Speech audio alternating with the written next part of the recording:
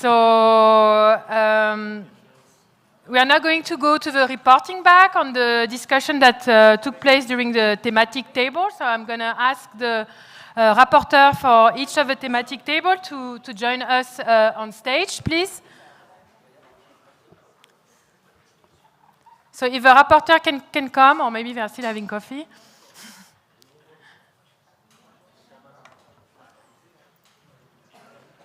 And then, Denis, non? Yeah, ok. Tu veux le...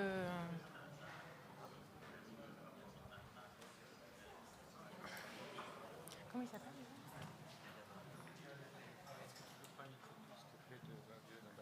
Okay, so I think we're going to start with Yaya Barry. Monsieur Yaya, si vous voulez commencer pour la reconstitution des discussions qui ont eu lieu dans la table de laquelle vous avez participé. Merci. Ça marche pas? Voilà, merci. Voilà. Bonsoir tout le monde. Moi, c'est Yaya Barry. Je suis économiste de l'environnement et je travaille sur les questions d'économie verte et de financement vert à la direction chargée du changement climatique et des financements verts au ministère de l'Environnement du Sénégal. Et j'ai le plaisir je dirais aussi la lourde tâche de restituer les travaux du groupe qui s'est pensé sur la thématique quelle approche pour la planification de l'investissement. Et je vais revenir juste sur quelques éléments de contexte. Ce qui a été, c'est qu'en 2021, une task force a été créée qui regroupe 10 États et dont 7 États ont été retenus pour une approche pilote, ensemble pouvoir partager leur expérience en termes d'accès à la finance climatique. Et l'idée ici qu'on a dans cette section-là d'abord, c'est comment faciliter l'accès au financement vert, à la finance climatique, en supprimant les barrières, mais aussi les goulots d'étranglement. Et la première question d'abord, c'était l'accès au financement de projets, comment simplifier les procédures. Et les pays qui ont participé à cette section, on a la République du Congo, le Sénégal, le Togo, la Mauritanie, le Bénin, la République centrafrique, le Burkina, le Niger et le Mali. Les problématiques clés et les recommandations. Donc d'abord, sur la question numéro 1, c'était de voir comment faciliter l'accès au financement des projets. Et plusieurs facteurs ont été identifiés comme critiques pour réduire les délais. D'abord, c'est allant de la phase de l'identification du projet, c'est-à-dire l'idée du projet, la préparation du projet, jusqu'à la soumission et au décaissement du financement. Donc, ce qui a été noté en premier lieu d'abord, c'est la simplification des procédures. Et l'exemple et le Mali a souligné la nécessité de simplifier les procédures pour améliorer l'accès au financement vert. Le Niger a pointé le doigt sur l'accompagnement par un conseil technique dédié, similaire au modèle de facilitation des NDCs partnership. Le Burkina et le Togo ont mis en avant le soutien de la Banque ouest africaine en mettant en place un fonds pour la maturation des projets. C'est des fonds qui permettent de prendre en charge souvent les études de faisabilité et de préfaisabilité, puisque souvent on finance des études de préfaisabilité et de faisabilité. Alors on n'est même pas sûr que le projet sera financé. Donc au niveau régional, avoir une approche, par exemple, souligner l'importance du fonds de maturation qui a été créé par la BOAD, la Banque ouest africaine de développement. L'autre question revenait un peu sur le renforcement des capacités techniques et institutionnelles des nations. Les pays tels que le Burkina, le Bénin ont insisté sur le développement d'une expertise nationale, c'est-à-dire renforcer l'expertise au niveau national pour faciliter l'accès au financement vert. Le Bénin a recommandé la création d'une pépinière de jeunes experts et l'intégration de la finance climatique dans les cursus universitaires, donc pour créer au niveau national une expertise. Plusieurs pays, dont la Mauritanie, le Togo, ont exprimé la préférence pour des approches de renforcement de capacités locales, plutôt qu'à l'emploi systématique de consultants externes. L'idée, d'abord, c'est s'appuyer sur l'expertise nationale, ensuite faire appel à l'expertise internationale. La République du Congo et la Mauritanie, la République du Congo et ont particulièrement souligné l'importance de développer des programmes de formation et des mécanismes de mentorat Pour les fonctionnaires nationaux, cela permettrait une appropriation nationale des projets et une meilleure continuité dans la mise en œuvre. L'autre défi, c'est l'appropriation nationale et la coordination. Et donc, pour la question de la coordination au Mali, le renforcement des capacités et la responsabilisation des entités nationales sont jugés essentiels pour éviter les blocages institutionnels et assurer une plus grande efficacité des projets. Le Niger et le Burkina ont souligné l'importance d'aligner les projets sur les orientations stratégiques du pays et de s'assurer de la maturité inscrite dans les CDN. L'amélioration de la coordination avec les partenaires financiers. Là aussi, comment faire de telle sorte qu'on ait une action globale sur la coordination. Le Niger et le Burkina ont soulevé le problème des conditionnalités imposées par les partenaires qui ne reflètent pas toujours les priorités au niveau national. Une meilleure prise en compte des visions stratégiques nationales par les partenaires est recommandée. Le renforcement des capacités nationales, les contributions ont mis en avant plusieurs recommandations pour renforcer les capacités nationales, l'identification des besoins en compétences, le renforcement et le soutien extérieur et le développement d'une expertise. Le Burkina a précisé que le soutien extérieur complémentaire au développement d'une expertise nationale. Le Mali a noté que les pays disposent d'entités accréditées, ont une plus grande capacité à mobiliser les financements, développer des programmes de formation et des mécanismes de mentorat pour les fonctionnaires nationaux en collaboration avec les partenaires techniques, financiers et prioriser l'utilisation des ressources financières pour l'encadrement local.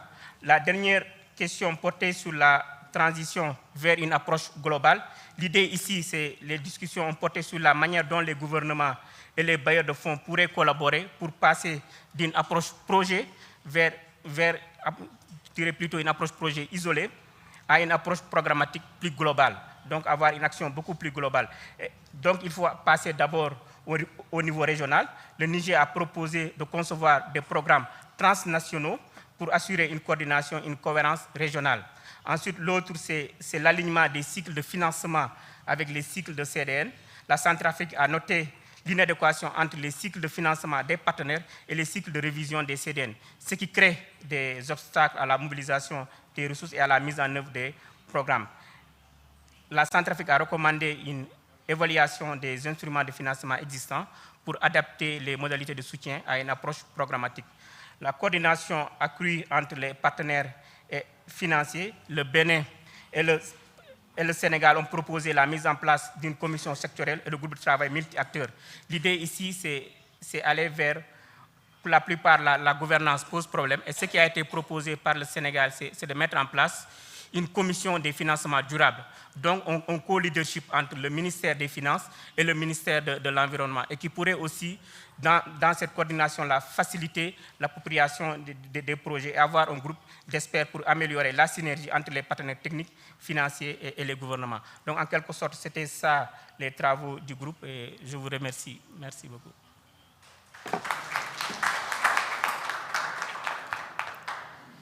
Merci Yaya, on retient l'idée du renforcement de capacité, cette idée aussi de mentorat qui est revenue plusieurs fois dans votre résumé des discussions, et aussi cette idée d'alignement avec les priorités nationales. Encore une fois, on va faire un rapport de toutes les discussions qui ont tenu place et j'arrive même plus à parler français. Et on partagera ça avec vous. Je vais maintenant appeler Monsieur Camara de la Guinée, s'il vous plaît, pour la reconstitution de discussions qui ont lieu sur votre table. Merci. Voilà, merci beaucoup. Je suis, comme elle l'a si bien dit, je suis Sékou Fodé Camara de la Guinée, point focal NDC Partnership, point focal national CDN. Donc, notre groupe de discussion était placé sous le thème planification des investissements de l'action climatique. Dans un premier temps, nous avons soulevé ici des préoccupations et défis les plus urgents pour créer un environnement propice pour la mobilisation de fonds climat, comme première question. Et deuxième élément essentiel pour un plan d'investissement efficace. Troisième question, c'est garantie pour association des projets, programmes au financement. Donc, éléments de mise en contexte. D'abord, cas de la Guinée, élaboration du cadre financier de mise en œuvre des CDN. Et je l'ai rappelé que la Guinée a adhéré au NDC Partnership en 2019. Donc, on a fait cas à l'adhésion au NDC Partnership. Et ensuite, il y a eu des instruments qui ont été développés. Il y a le plan de partenariat, cadre de collaboration, responsabilisation, rôle et responsabilité des sensibilités, identification et priorisation des idées de projet, et également le plan d'investissement, consultation des parties prenantes et publiques en charge des finances, secteur privé, particulièrement les banques, priorisation du pays en matière de changement climatique et démontrer l'importance du processus. Donc, il est aussi important de rappeler, puisque c'est mentionné dans ce rapport, qu'à travers le plan d'investissement et le plan de partenariat, nous avons pu avoir sous la main, en 2022, 22 plans climat sectoriels, c'est-à-dire le ministère de l'Environnement et du Développement durable a son plan climat sectoriel, le ministère de l'Économie et des Finances, le ministère du Budget et tous les ministères ont leur plan climat sectoriel et ces plans climat sectoriels sont suivis de près puisqu'il a été recommandé et que, comme c'est des priorités, et depuis la planification, donc de les suivre dans le cadre de la mise en œuvre. Donc, approche de travail et identification et mobilisation normative des points focaux en vue de pallier à l'instabilité des représentants sectoriels et création et opérationnalisation d'une cellule de maturation des projets, programme d'investissement mature et PIM. Et ensuite, il y a le développement d'instruments financiers nationaux avec le concours des institutions financières et banque centrale, direction générale de la dette, etc. Approche holistique de l'intégration des questions climatiques dans les projets et les cadres de programmation financière nationaux, donc ministère du Budget ou ministère des Finances, création des fonds environnement et capital naturel.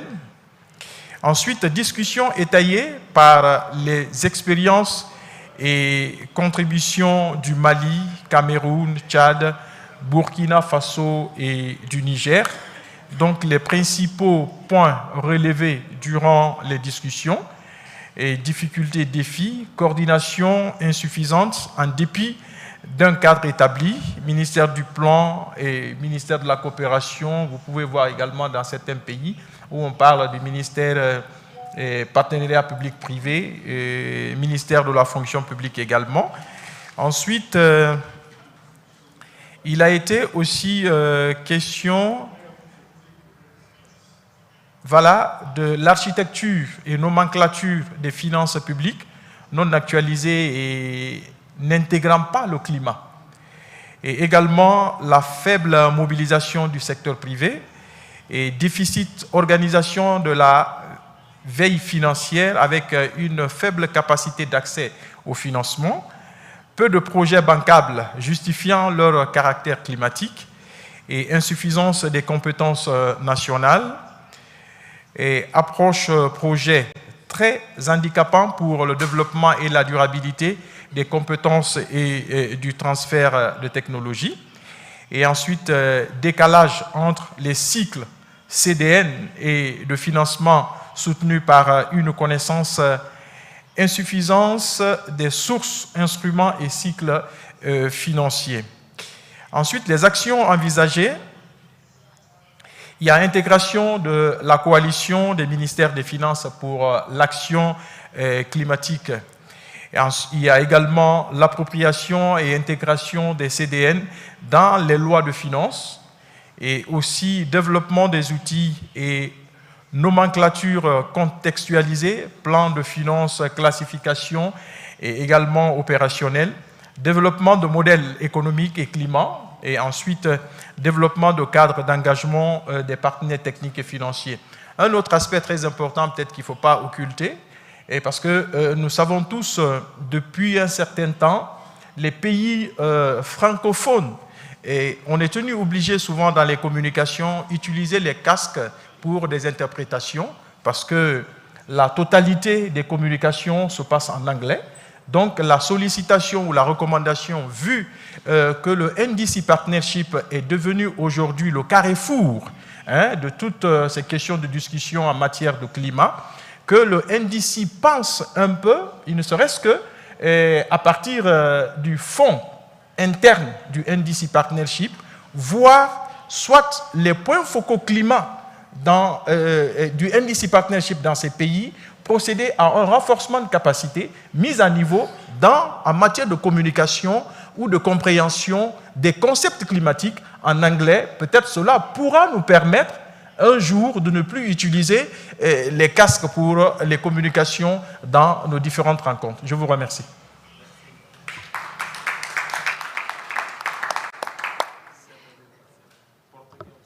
Et bon, j'entends qu'il faut aussi faire de la traduction en portugais, c'est noté. Je vous remercie pour la reconstitution. Je note un certain nombre de points. Une architecture des finances publiques qui doit être renforcée, une faible mobilisation du secteur privé, encore une fois sur les questions de compétences nationales qui sont insuffisantes, et aussi un décalage entre les cycles des CDN et les financements qui vont avec. Donc c'est en tout cas les principaux points que j'ai notés pour ma part. Je vais demander, I'm going to ask Abdullah Khalif from Somalia to report back on the thematic table he's been covering. Thank you. Thank you very much.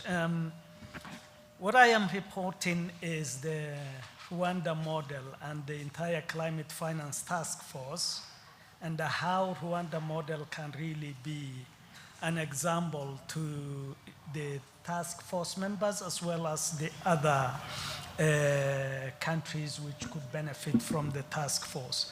So we all know the objective of the task force is access to climate finance, and the task force was created during the COP26 with 6 pioneer countries, and the last pioneer country which has joined was Somalia, and it was joined during the COP28. So the task force is based on principles and the recommendations. First of all, we all know that the country ownership must be there in the task force, which aligns financing with the country's priorities, and is strengthening domestic institutions, that has been discussed, and then harmonization, which is ensuring coherency in financial flow and improving access to finance, then flexibility and the innovation, which is the delivery mechanism tailored to the country's specific context. Then transparency, tracking and measuring is the fourth principle and the recommendation, which is establishing clear monitoring and the reporting process.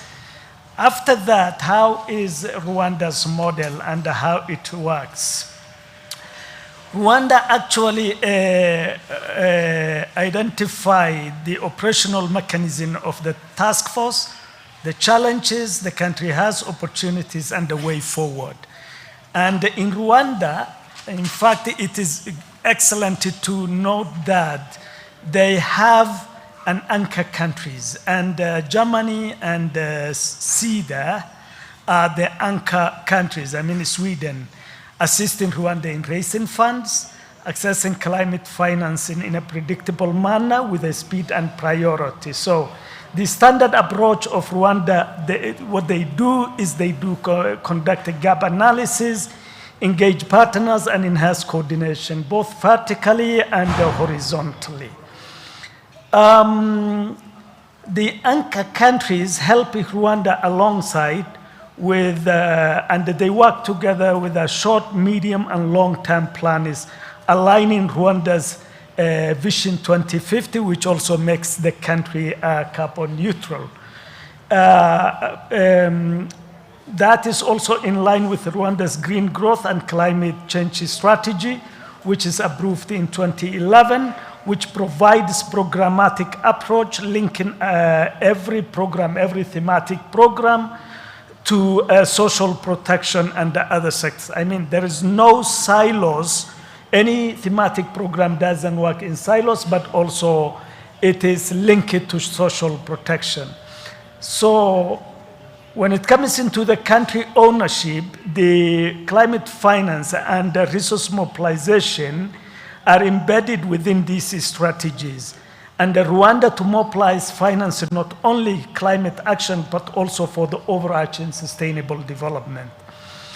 The task force serves as a convening power also in Rwanda for climate finance, beneficiaries and advocates, bringing together also various stakeholders, including, for example, IMF and the EU. So it is really, really an excellent platform in that sense.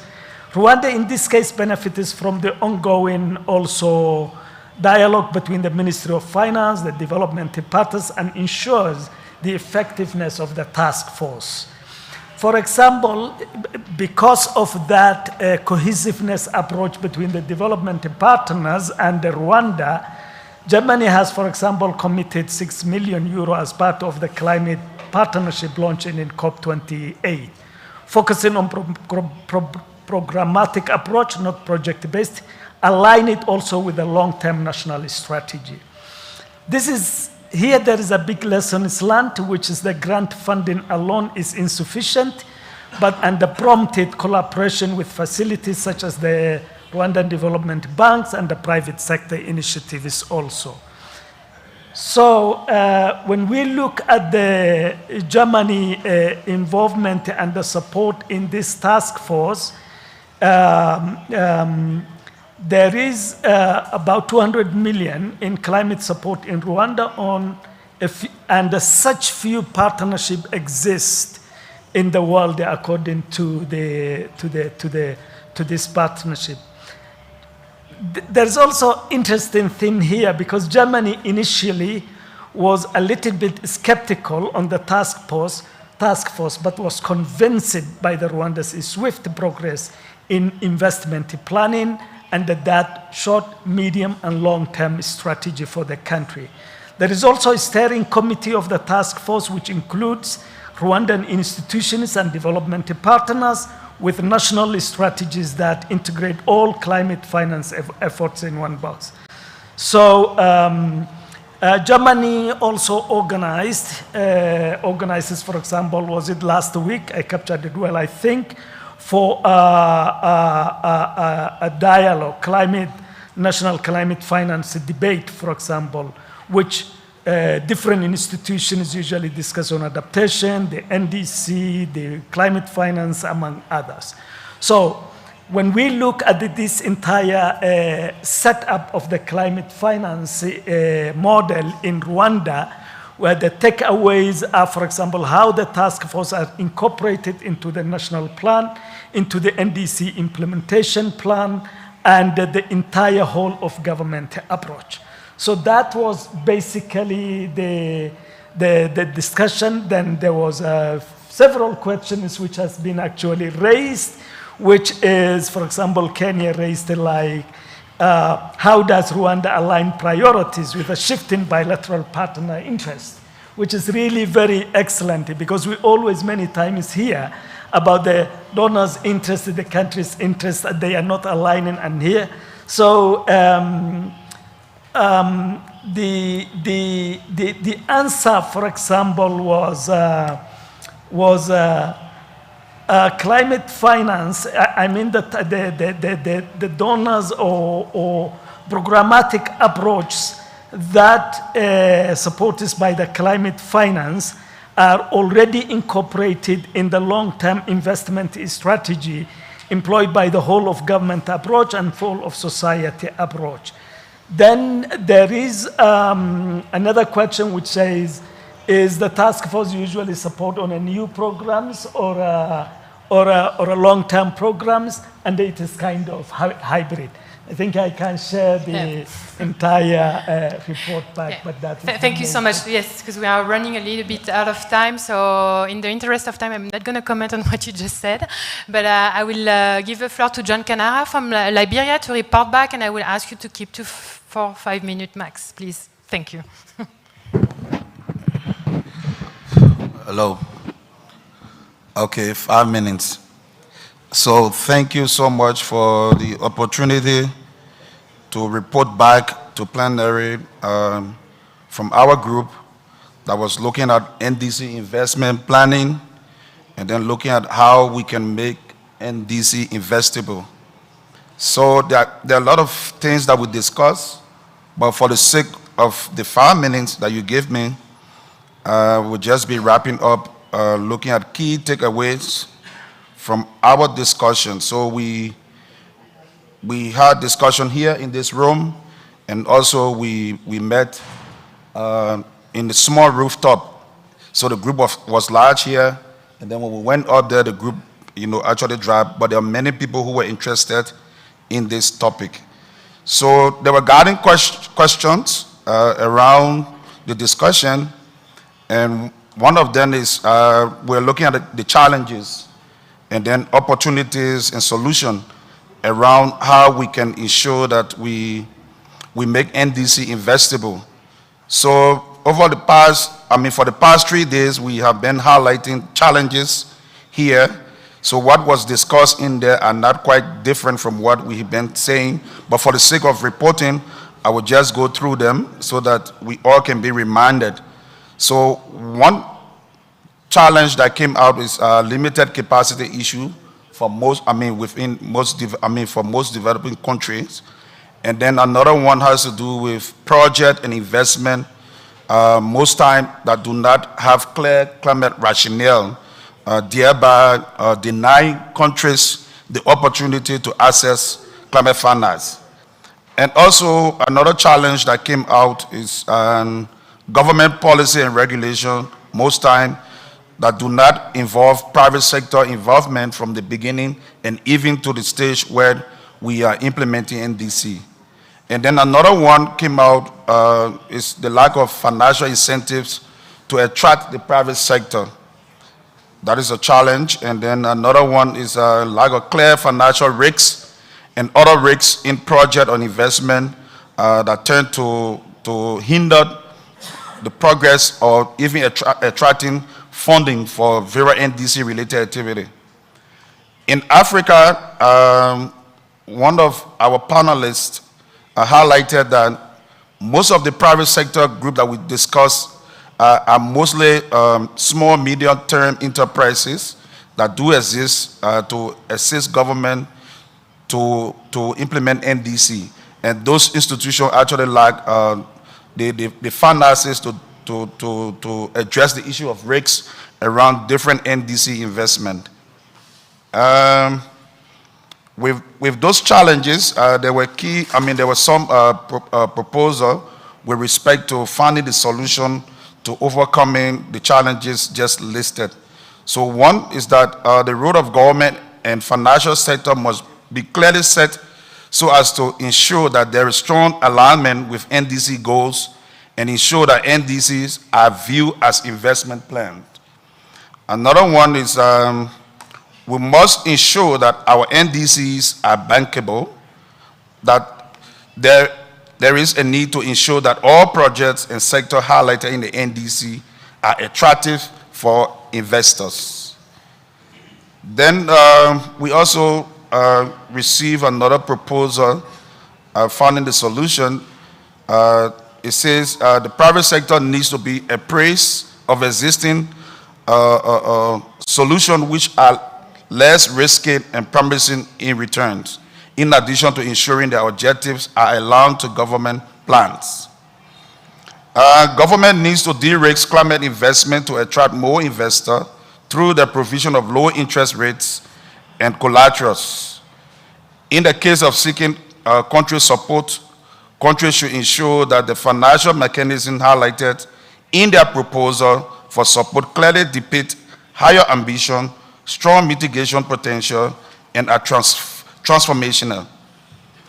Countries need to engage the private sector and train them on the existing tools and approaches to ensure all stakeholders are on the same page and leverage complementarity. So in our discussion, we were able to also come up with opportunities both from our resource persons and then across the table. So key among them are key challenges faced by private sector is that existing policies do not provide right policy environment to investors. We therefore need to streamline this and create conducive policy environments. And then lack of incentive in the NDC financial space, which discourages private sector investment. And then private sector also lack the technical skill to interact and operate within the NDC objectives. So we have to ensure that we strengthen all of this. And then often the objectives of the private sector are not aligned with NDC goals and ambition, and this discourages collaboration. In closing, on securing support for NDC support for NDCs, countries need to build their capacity on how to develop strong proposals that can secure funding from partners like JEF, the GCF, the African Development Bank, and to develop and implement their NDC. Co-financing is another important component that was highlighted by our resource person, that most institutions will require that countries do co-financing, and this is key. It's something that we all should actually look into. And then those interested working with the AFDB, it was reported that the bank has an annual reporting where they publish each year, and in there you have climate indicators that country could use to tailor their proposal if you are looking towards the African Development Bank. I have two more, please. I tried. So okay, go ahead. To also strive to develop and present NDC that communicate a strong ambition, higher mitigation potential, and demonstrate the potential to drive transformational change. And lastly, before I close, this from our group, countries should look out for. Those that exist are guarantee fund that you can use to de-risk. We also have the UK-based $2 billion guarantee fund, and we also have the Sustainable Fund for Africa that countries can take advantage of in support. To support attracting additional financing for their investment and project. With that, thank you very much. Thank you very much. It's great that there was also a focus on solution and not only on the challenges. I'm going to invite now Bright Natare from Rwanda, and I'm going to ask you to be as brief as you can. Thank you so much. Thank you very much. As they rightly mentioned, my name is Ntare Bright, and I'm the NDC in-country facilitator for Rwanda. And I was basically the rapporteur for the group that was looking at the principles and recommendations of the Global Task Force on Access to Finance. So I'll definitely not repeat the principles themselves, but rather share the experiences of the experts we had in the room. So this was Uganda as well as Somalia. So Uganda is actually amongst the first pioneers, whereas Somalia just joined at COP28. So for Uganda, in terms of embedding these principles, they confirmed this has been done, and it's actually aligned to their national policies and strategies. So in terms of key milestones for Uganda, they've basically established an East African directors meeting that convenes every 6 months to basically share experiences in terms of how these principles are being implemented. It has happened 4 times so far, 3 times in Uganda and once in Rwanda. Uganda also in 2023 quantified the NDC to a tune of 28 billion and established a climate finance unit to basically start implementing these principles and recommendations. They've also developed a national climate act and launched a green taxonomy to basically support the private sector. So this is basically around classification of climate projects. So in terms of key focus areas, they're looking at transparency in tracking climate finance through digitization, so they're working with climate budget tagging, engagement of whole of government and society. So they've been engaging stakeholders both from the private as well as public sector. First of all, to come up with bankable projects, but also introduce innovative financial products to attract climate finance. Then last but not least, they're shifting from a project-based to programmatic approach to basically be in a position where they can mobilize large-scale finance.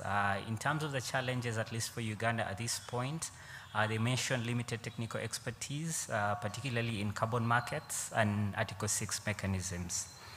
Then on the other hand, you have Somalia, who just joined the task force at COP28, despite its Ministry of Environment and Climate being only 1 year old.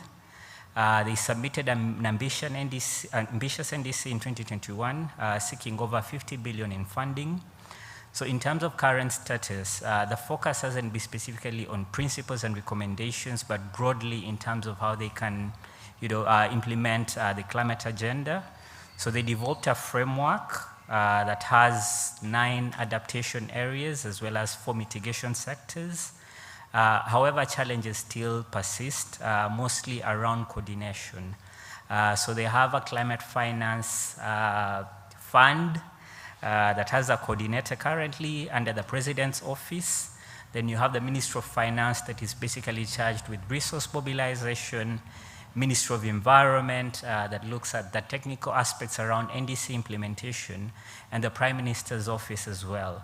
So the main challenge has been coordinating those 4 institutions and basically streamlining the processes to ensure that they mobilize resources at scale, but also implement their NDC. So they currently have a very ambitious NDC 2.0 that they've reviewed, and they're working on their LT LEDs, and they're looking at developing an NDC 3.0 that basically integrates these lessons, at least from these 2 other documents. Then there are definitely country interventions from Sierra Leone, Nigeria, Eswatini, and Kenya. And most of the main thing that came out of this was, these principles and recommendations, though being piloted by, 7 pioneers and their anchors, they can actually be broadly adopted by even countries that are not part of these pioneers. However, the main challenge is, again, coordination. You have the finance ministry that is in charge of resource mobilization, but then environment that deals with the technical, and there's usually a bit of, a mix in terms of mandate that affects, climate finance mobilization. So in concluding, we agree that, we can always use these platforms to share experiences, and although all countries are not part of the pioneers, they can assess, do a gaps analysis of the principles and recommendations, and see how they can actually be domesticated to their country context. Thank you. Thank you so much. Thanks for the great reporting. I think we can give a round of applause to our reporter. Thank you so much. We are now moving to the last session, which is the closing remarks, and I'm going to invite Mr. Peter Elshaw Olsen, Head of Office, Project Office of Denmark in Rwanda, representing Denmark, the co-chair of the NDC partnership, to come and deliver his closing remarks. Thank you.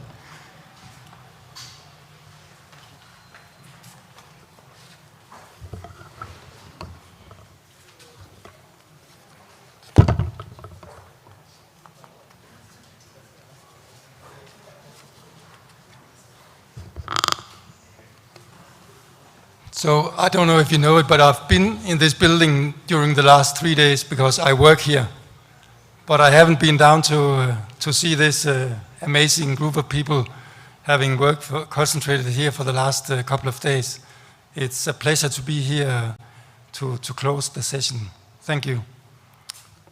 Distinguished NDC Partnership Co-Chair Rwanda, the host for the past 3 days, representatives of UNEP, UNDP, NDC Partnership, UNFCCC, Secretariat, African Development Bank, Climate and Clean Air Coalition, representatives and participants of African countries, international delegates, ladies and gentlemen.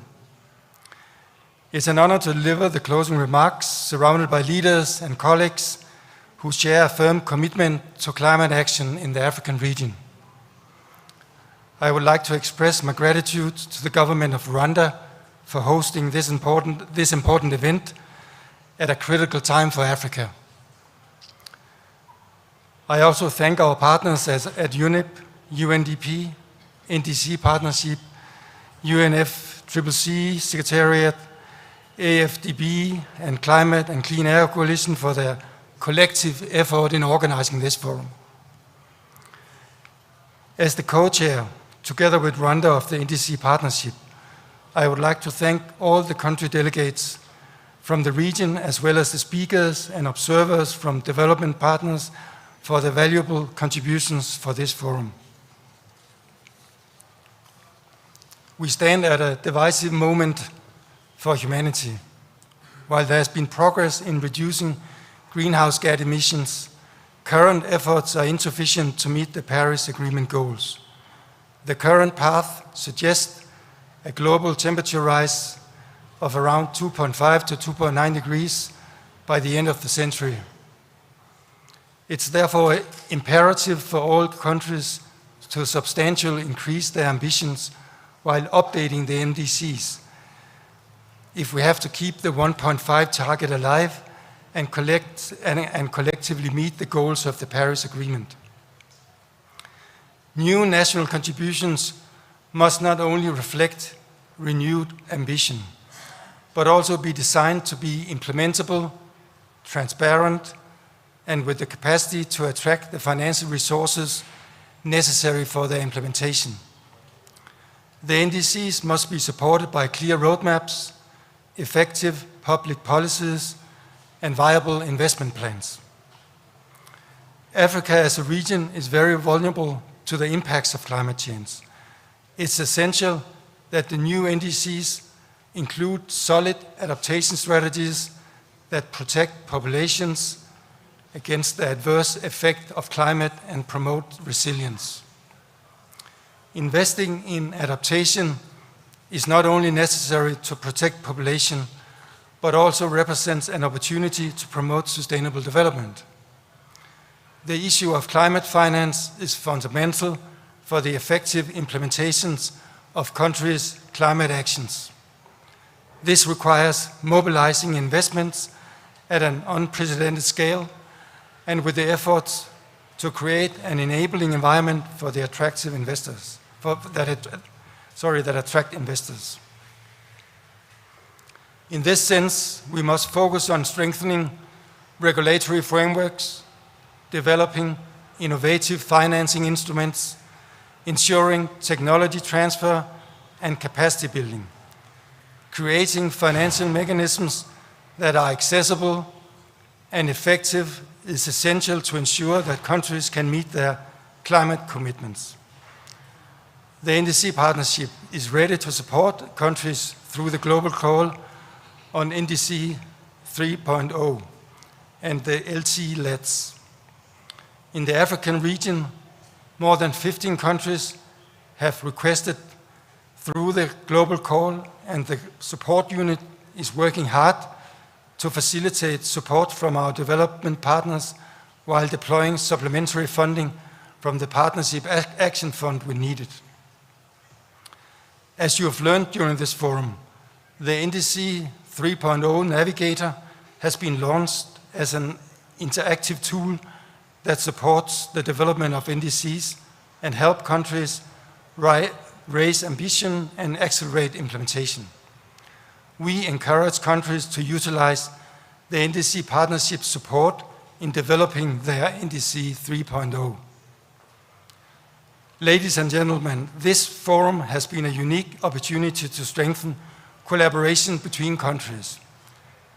Only by working together, we can develop the capabilities necessary to ensure our NDCs are ambitious, viable, and effective. Before I end my remarks, I would like to add that Denmark, through our bilateral sector cooperation called Strategic Sector Cooperation and Danish Energy Partnership Program, is actively engaged in collaborations with a number of African countries on a government-to-government level to promote green energy transition and climate change mitigation. Denmark has important expertise that we are willing to share on this peer-to-peer approach, creating demand-driven, equal partnerships between authorities. Finally, I would like to reiterate that Denmark, through the NDC partnership, stands ready to support the region's NDC implementation at speed and scale. We urge countries and partners to continue in the spirit of cooperation, where goodwill from countries must be matched by goodwill from funders, international organizations, and partner institutions to keep the momentum going. Thank you for your attention.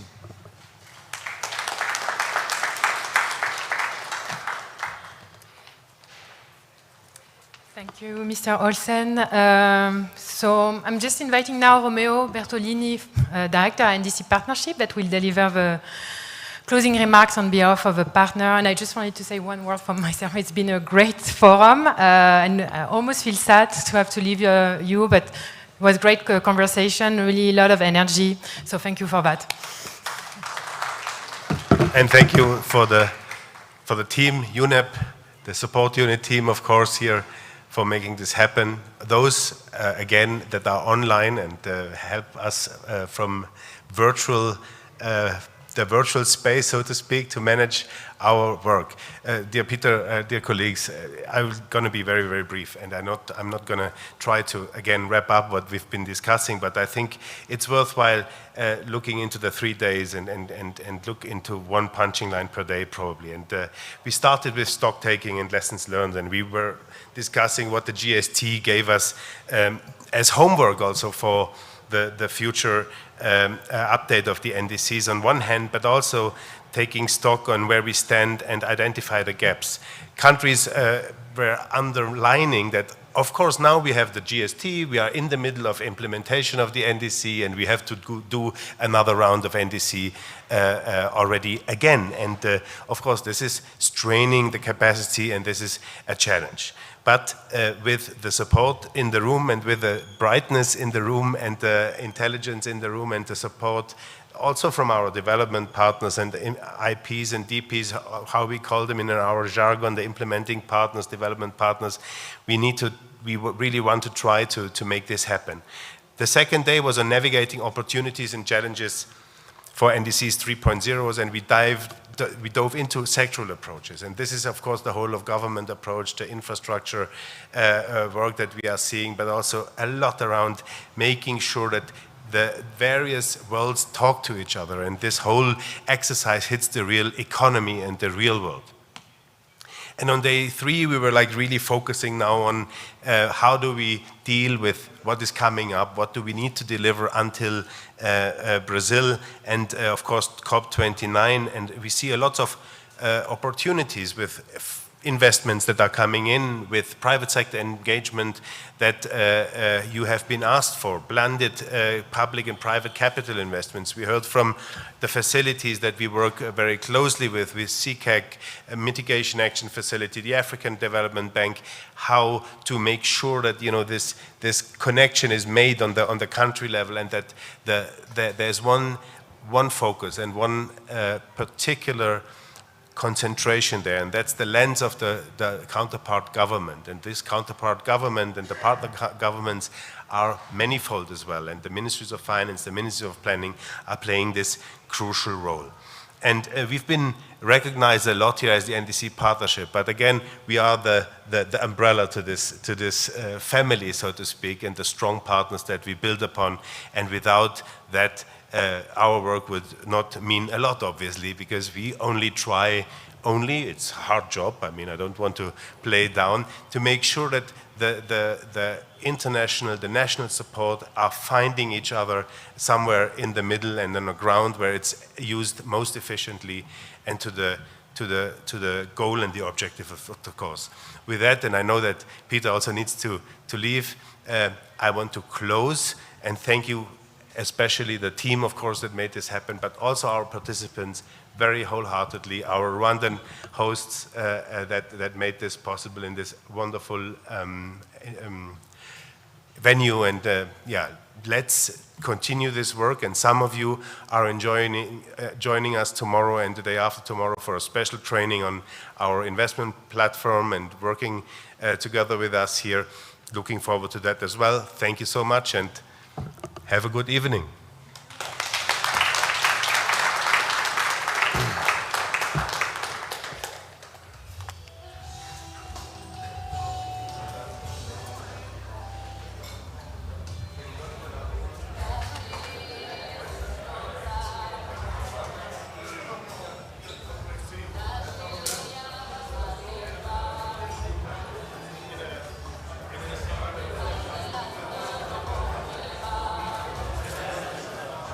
Recording stopped.